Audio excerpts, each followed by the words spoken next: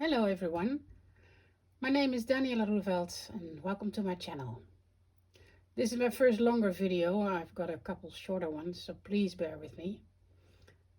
Today I'd like to give you a tour inside the journal I made for Junk Journal January 2024.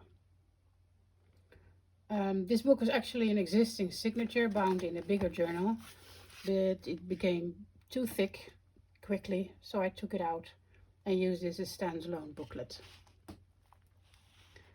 The prompts do not appear in chronological order. They are made in a random order because I just open the book, I see the prompt, I open the book, and then I look wherever it fits me. The cover is made of watercolor paper. It's quite thick, and I use it in a jelly plate printing session in Photo School 1, which is already a while ago. But I still have lots of papers and I use them. All right, here we go. On the left is prompt number 6, memory. It's a page actually I started last summer and I easily could finish it due to the Junk Journal January flow.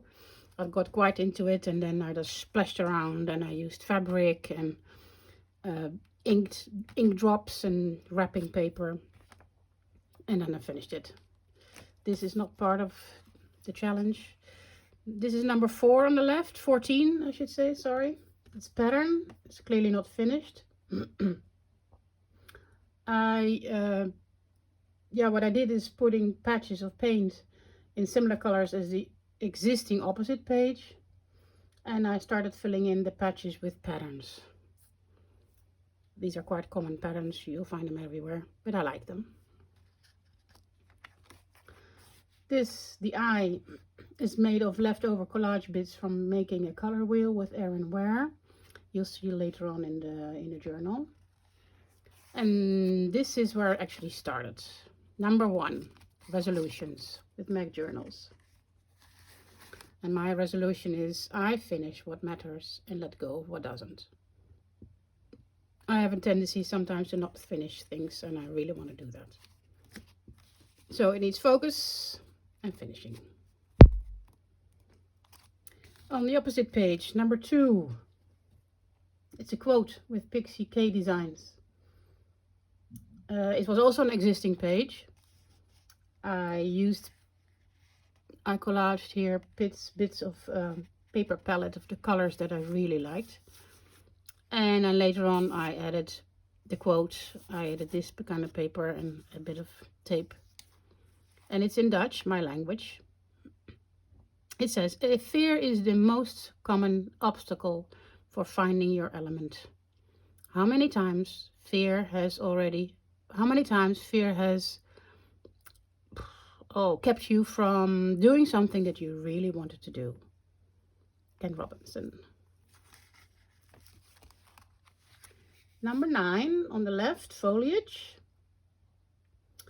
I also followed my own path here, and I created on an existing page that was here, stenciled something.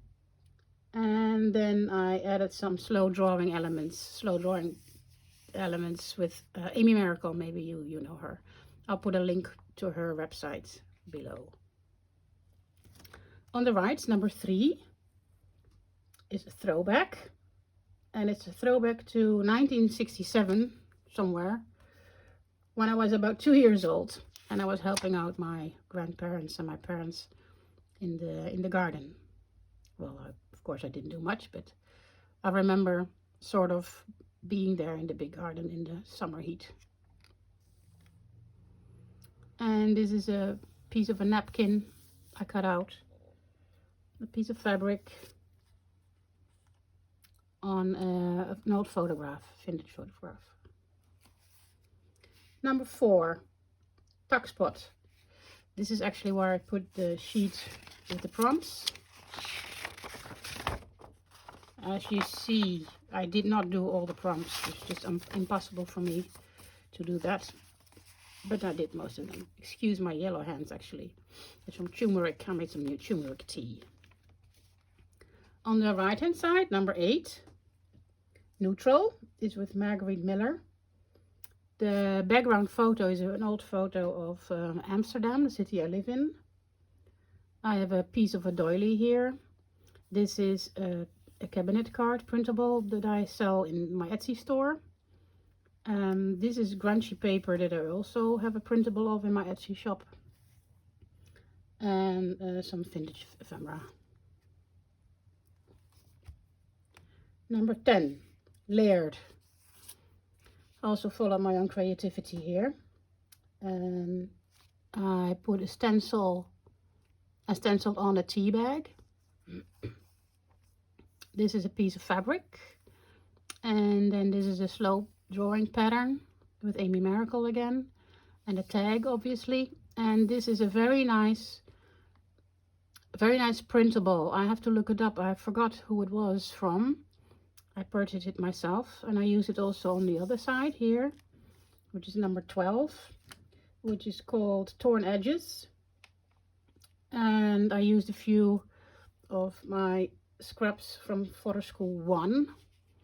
And actually it was kind of an assemblage that I put there and added a bit of sparkly paper. Here is the color wheel I was talking about, number 15. Opposites by Erin Ware. She was saying that you can interpret this prompt in any way you like, of course. Opposites can be used in many ways. I was thinking of the opposite colors of the color wheel. But the quote I used is saying, "The history of men's opposition to women's emancipation is more interesting perhaps than the story of that emancipation itself." By Virginia Woolf. I really like that quote. Over here on the left, number 20, nature with raspberry blue sky. I used a bit of bark, and this is a skeleton leaf that I found on the ground, and some more slow drawing, and I put it on an old book page. Over here, number 26, I believe. Yes, number 26. Translucent with the great Kaylee Gray.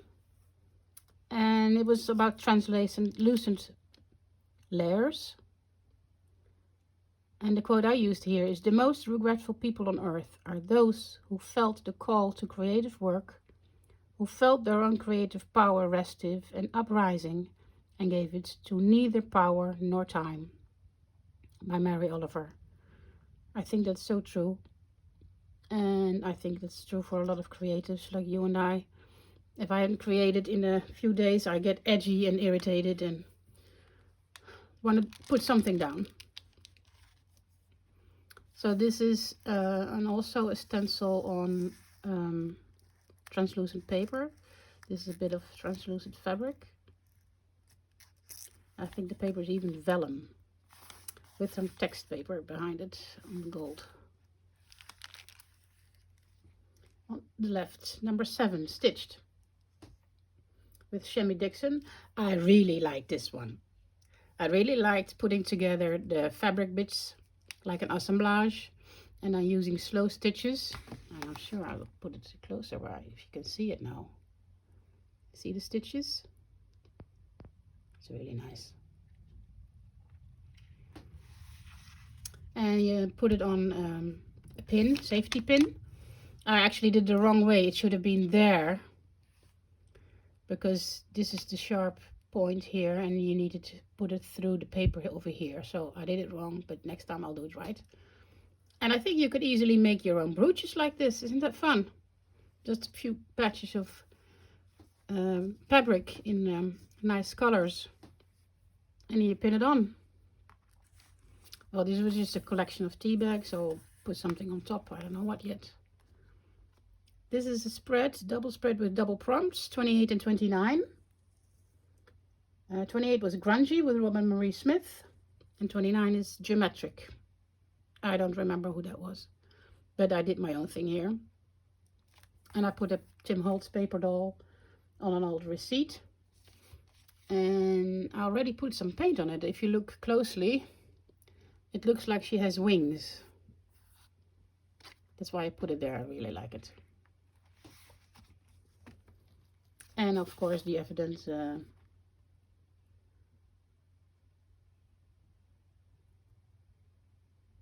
geometrics. I couldn't think of the word, sorry.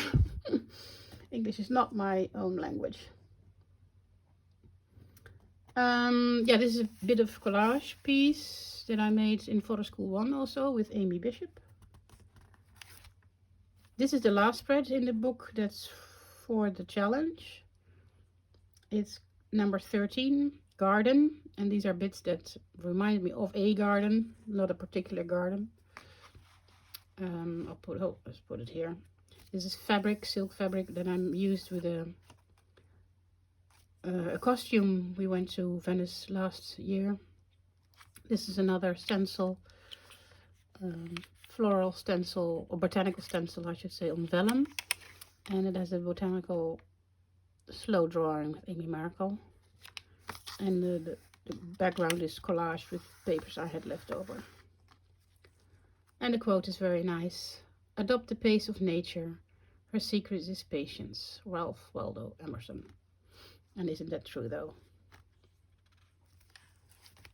This is not part of the challenge, but it's just nice. There's some leftover things that I had. This is also paper palette. This is really nice colors. And another slow pattern. And this is actually a piece of paper, see-through paper, translucent paper I bought in Paris last summer when I was there. And 2 colors of pink I recently purchased with Art the Basic. And then this is the back of the book. Thank you so much for your time if you watched the whole thing. Thank you. Bye bye.